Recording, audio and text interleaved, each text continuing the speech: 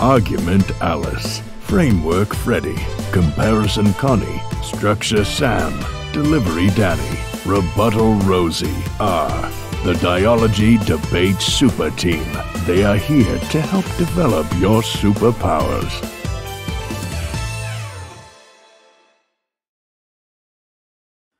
Hello everyone, Framework Freddy here, and today we will discuss the importance of funding specification.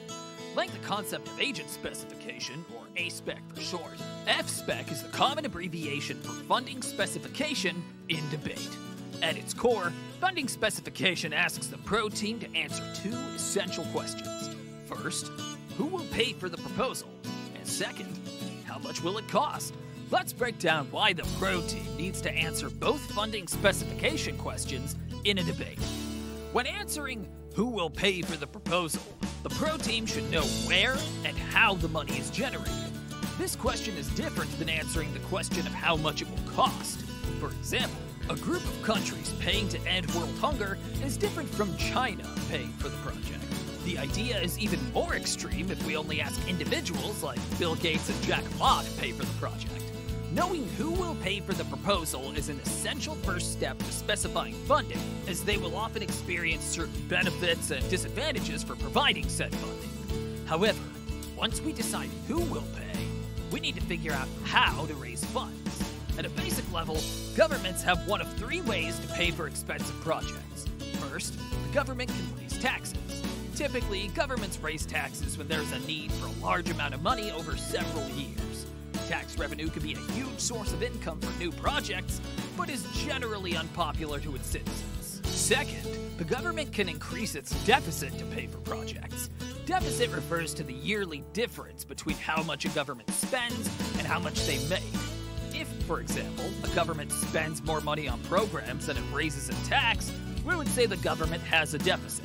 Conversely, if a government raises more money than it spends, we would say the government has a surplus. It's important to note that many countries like the United States typically run a deficit, but it can create negative consequences over a long period. Over time, too many deficits can lead to debt.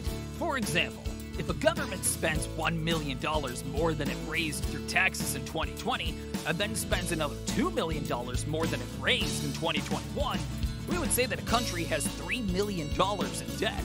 Some countries, like the United States, are large debt holders. That's because the United States federal government has over $27 trillion in debt. We will talk about the downsides in future lessons, but remember that most governments struggle with increasing deficits and raising taxes. As a result, they will sometimes take option number 3, program cancellation. Instead of raising taxes or increasing the deficit, governments will sometimes trade one program for another. For example, if China decided to build a Dialogy Super Team Fortress in Shanghai, it may cancel another program to pay for the project.